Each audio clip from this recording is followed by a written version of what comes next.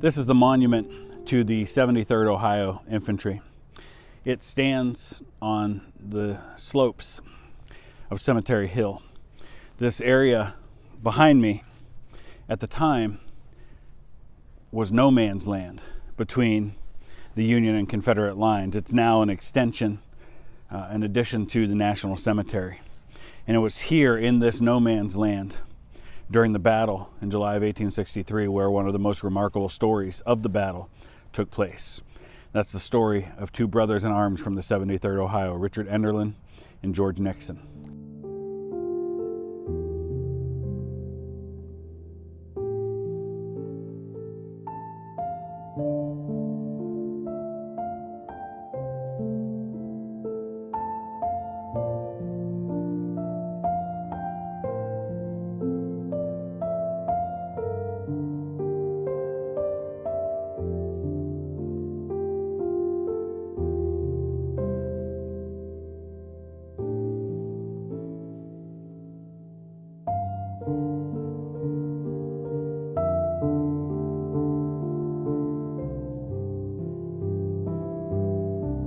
Richard Enderlin was born in Baden, Germany on January 11th of 1843, but he grew up in Chillicothe, Ohio.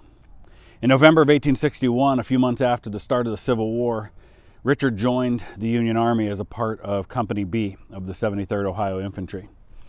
About a year and a half later, he found himself right near the center of the Union lines at the Battle of Gettysburg.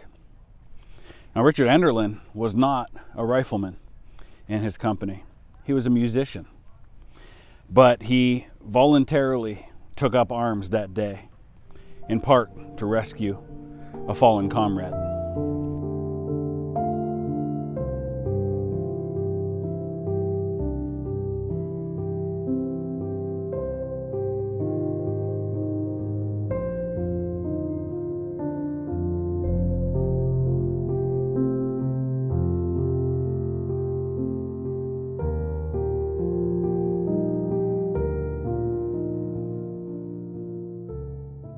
That fallen comrade was George Nixon. George Nixon was 42 years old. He was the father of 10 children. And during the fighting, he was wounded in the hip and in the side, and he ended up lying in no man's land in between the Union and Confederate lines in a place where nobody could get to him without risking their own lives. But that didn't stop Richard Enderlin.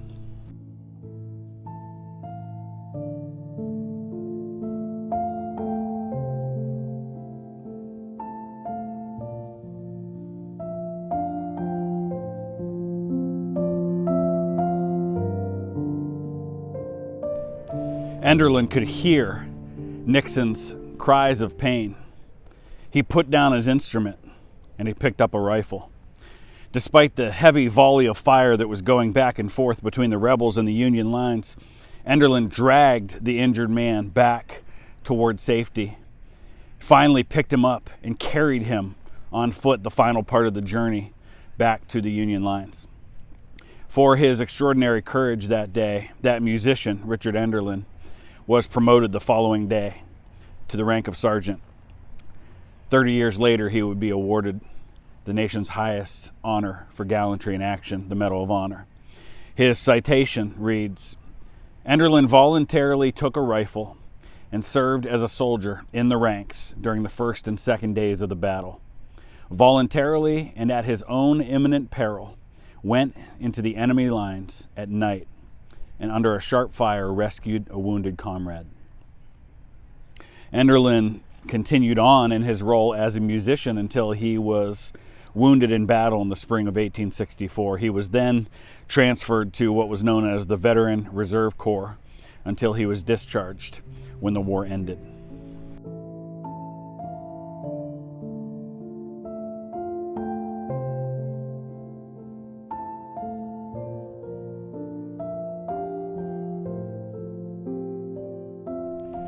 Unfortunately, George Nixon did not survive his wounds that he received that day on Cemetery Hill. Like thousands of his comrades, he was brought here to the National Cemetery in Gettysburg and buried in the section for Ohio soldiers. Because of the anniversary of the dedication of the National Cemetery and the Gettysburg Address, this weekend there are a lot of things happening, and someone has come to the graves of every Ohio soldier and placed a buckeye on each of those graves. Ohio is known as the Buckeye State. We who are from Ohio are known as Buckeyes, and so I thought that was a nice touch.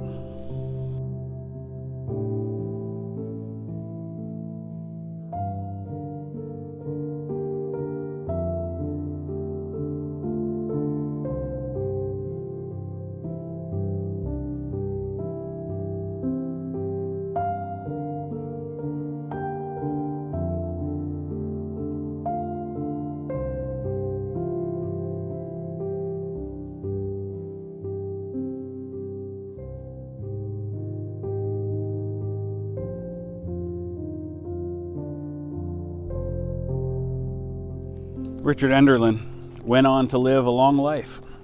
He died on February 11th, 1930, and was buried in Grandview Cemetery in his hometown of Chillicothe, Ohio. Chillicothe also displays a memorial to Enderlin outside of a park there.